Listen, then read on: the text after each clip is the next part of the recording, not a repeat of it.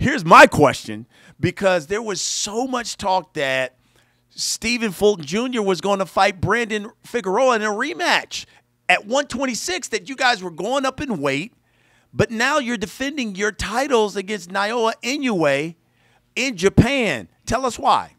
I was in talks with Brandon Figueroa back in November before the Inoue fight, and I was only going to do that because, to silence the critics. Everybody was talking, and, oh, it was a close fight, and this person won, this one lost. So I wanted to silence the critics, but after I heard that Inoue was moving up, I made the call to Lou Cuba, and we all got Al on the phone, and we made it happen. Al gave me the blessing, and that's something I wanted to do. And I feel like that's how my whole career went. Anything I wanted to do, Al allow me to do that, as well as me wanting it for myself. And I love, too, that you're saying, I was going to do this rematch and go up in weight. Yeah, for sure. I was going to test him out at 126. Because I feel like I made the weight wrong the first time when I fought him, and then I corrected myself. That's why I looked so clean and fresh. And then your Roman fight. But tell me then, what went into your decision to go over to Japan to fight Inoue when he's the one coming up in weight? You're the one with the titles at 122 and the belt on the line. I need some excitement. Nothing is exciting me no more. I feel like this when I come alive. This is when I feel like everyone's looking at me like, oh, his back is against the wall. Why is the champion going over Japan? I called this fight back in 2021, 2020. I've been said that. I said, I'm going to have to go to Japan and fight. I told my coach, I'm going to have to go to Japan and fight him. And he didn't understand. He's like, man, why would you do that? It's the same thing. Why would you go there? And I said, that's a big fight. I said, trust me, I know what I'm talking about. And now look where we at. Do you think you can get a decision in Japan? I mean, I feel like when you take those type of trips, you don't just go over there for a decision. But if it comes down to that, I feel like yes. This will be the first time for you fighting outside of the country. What's your feelings on that? How will you manage, like, the training? When do you feel like you need to go over there to get acclimated to the time change? And, is it like a couple weeks, a week before, a month, what? I'm not sure exactly yet when I will go over there, but as far as this is my first time fighting out of the country, I've been doing this since I was a child.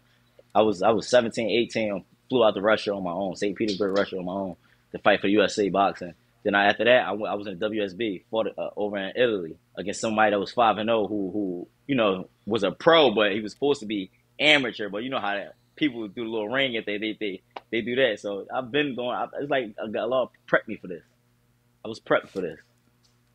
And you talk about a lot, and in the past, Ramadan has kind of affected some of your fights. How is that going to affect you going into such a huge fight like this? I honestly want the fight to be like during Ramadan. I feel way better when it's like that. Really? I love hitting my back against that wall. I love it. I feel like I train harder. I focus more. My body is more pure. I feel like everything comes in alignment with myself when I train during Ramadan or fight during these times. I done fought 4 times during Ramadan. 3 years in a row, I got knockouts. Wow. Now, listen, you know this. Inoue is considered one of the pound-for-pound best. Some even at points had him at the #1 pound-for-pound fighter in the world. He's a big puncher for his size. What do you say to those who say, man, I love Cool Boy Steph. I don't know if he's got enough pop to keep Inoue off of him? I don't have nothing to say. You want to know why? Because I feel like the hype is around amongst him because he's a Japanese person doing these things. That's all. I feel like the hype is around because of that. Not only that, power don't just win fights. I'm smart. How you think I got here? My skill, my mindset, my speed, my slickness. And guess what? Everybody say I don't got power until they get in there, and these guys is not fighting everybody how they used to fight these guys. So I feel like you can't speak on power when everyone wear them 8-ounce gloves. Everyone has power. You feel every punch. How do you see this fight playing out in the ring? Because the one thing I love about you, Cool Boy, is that you will tell us, hey, look, I'm going to go in there, I'm going to beat this guy, or I'm going to do this, I'm going to do this. How do you see this fight against Inoue playing out in the ring?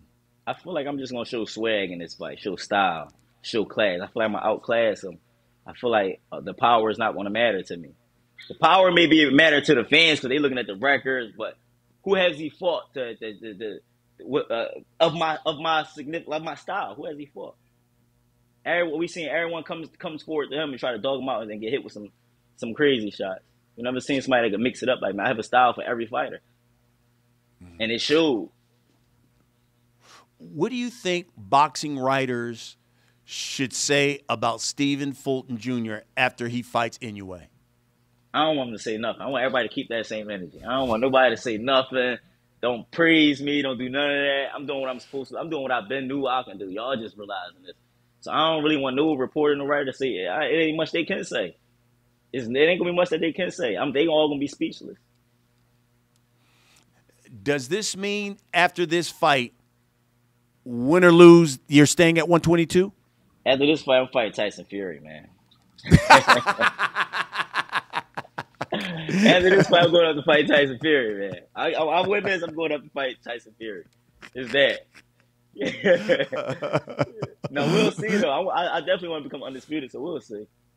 But if Tyson Fury do present it, so I'm here.